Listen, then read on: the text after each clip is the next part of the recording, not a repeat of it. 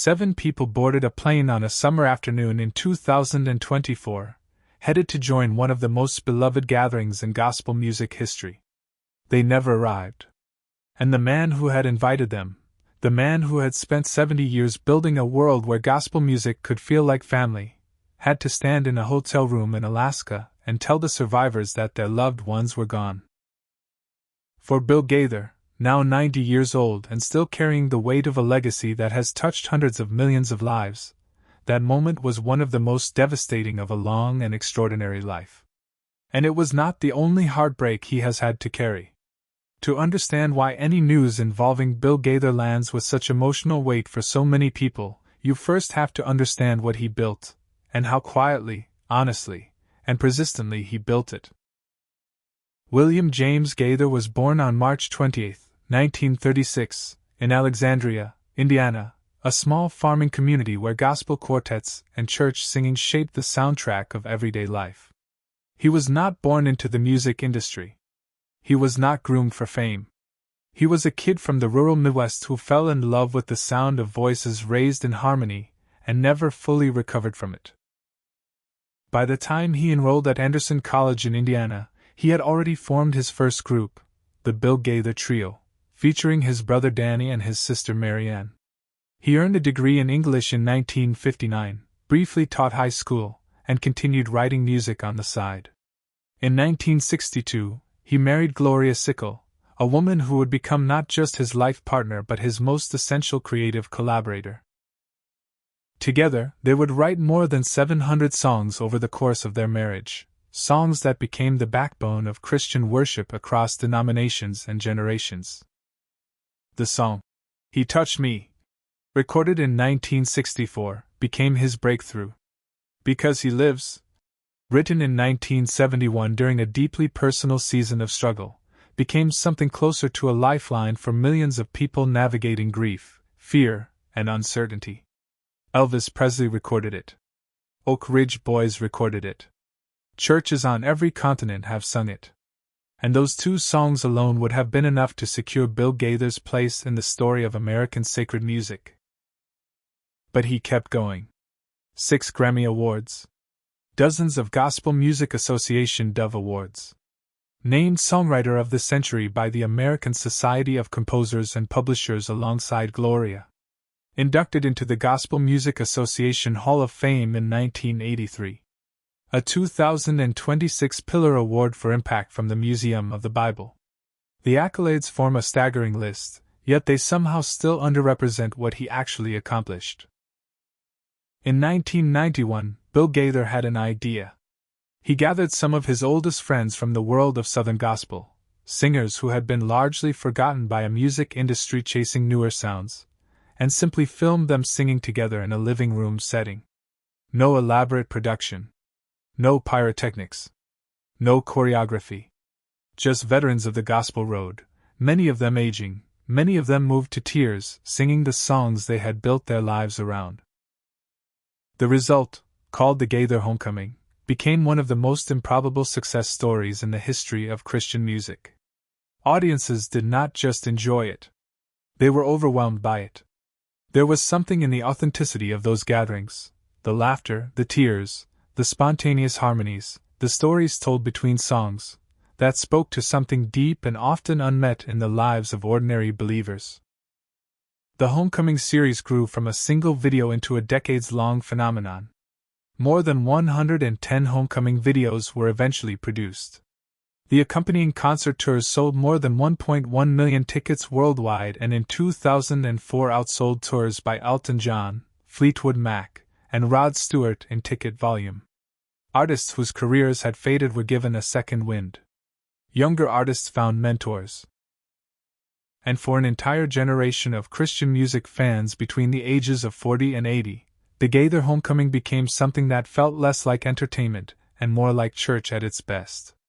On July 26, 2024, a private plane carrying members of the Southern gospel group the Nellens crashed near Gillette, Wyoming. All 7 people aboard were killed.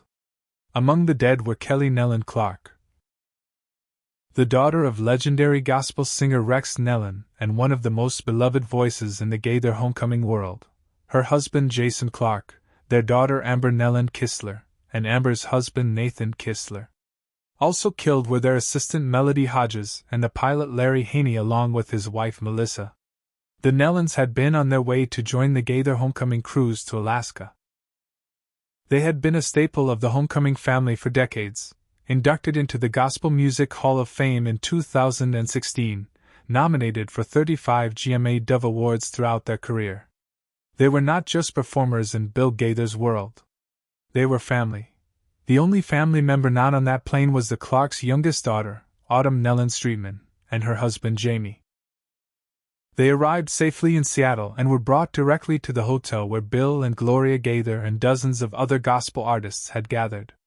The images from that moment, the Gaither homecoming family encircling the grieving young couple, praying, singing softly, holding them, told the story of what this community actually means to the people inside it. For Bill Gaither, who had invited the Nellands onto that cruise, who had known Kelly Nelland Clark for decades, the grief was immense and immediate. The homecoming cruise was eventually cancelled. A tribute to the Nellands was woven into the Gaither Family Fest that followed, and Bill and Gloria sat down publicly to speak about healing and hope in the wake of what the gospel music world had lost. It was, by every measure, a heartbreaking chapter. But it was not the only one. Behind every great partnership is a private story that the public rarely sees in full. Gloria Gaither, the woman who wrote the lyrics to Because He Lives, who has authored dozens of books, who has stood beside her husband for more than 60 years as equal creative force and devoted companion, has carried a medical journey that has tested the Gaither family in ways that go largely unspoken in public settings. Over the decades, Gloria has faced serious health challenges including tuberculosis in her younger years, a battle with breast cancer, and a long and debilitating struggle with Lyme disease. Each of these seasons required not just medical treatment but the kind of quiet, grinding resilience that rarely makes headlines. Through all of it, Bill and Gloria have chosen to handle their personal health struggles largely in private, preferring to let their music and their public ministry speak louder than their hardships. For a man of 90 whose life's work has been inextricably tied to the woman beside him, whose songs were often written in direct response to her words, whose greatest artistic achievements emerged from their collaboration. The reality of watching a beloved partner navigate serious illness is a weight that no. What is perhaps most remarkable about Bill Gaither in 2026 is not that he has survived loss. It is that he has refused to let loss be the last word. He celebrated his 90th birthday on March 28, 2026, with a recording that brought together more than 250 Gaither homecoming artists in one of the largest gatherings ever assembled for a single project. The resulting album, titled I Go to the Rock, released that same week, stands as both a celebration of a man's life and a testament to what he built, a community of voices that would not exist without his singular vision and stubbornness and love. His concert tour continues. Events in 2026 have taken him to Minnesota, Alabama, Tennessee, Oklahoma, and beyond. The Gaither Vocal Band, now more than 6 decades into its journey, continues to record and perform. The homecoming celebration events draw audiences who have been coming for 30 years alongside newcomers encountering this world for the very first time. Bill Gaither has lost his brother Danny, who died in 2001. He has lost his sister Marianne, who passed in 2018. He has lost dear friends to tragedy and illness and the simple passage of time. He has watched his wife fight for her health across multiple seasons of life. He grieved with Autumn Nelland Streetman as she processed the unimaginable. He has carried more than most people will ever be asked to carry.